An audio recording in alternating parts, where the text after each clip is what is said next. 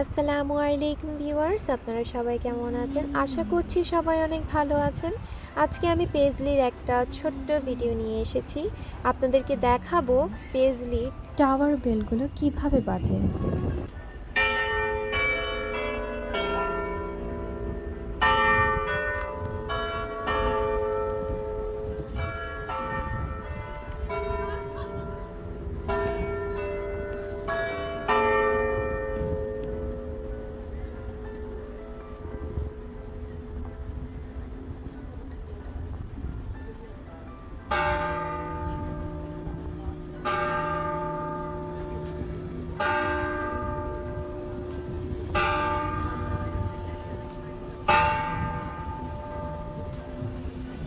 বিকেল ৫টা বাজে, তাই ৫টা বেল বেজেছে।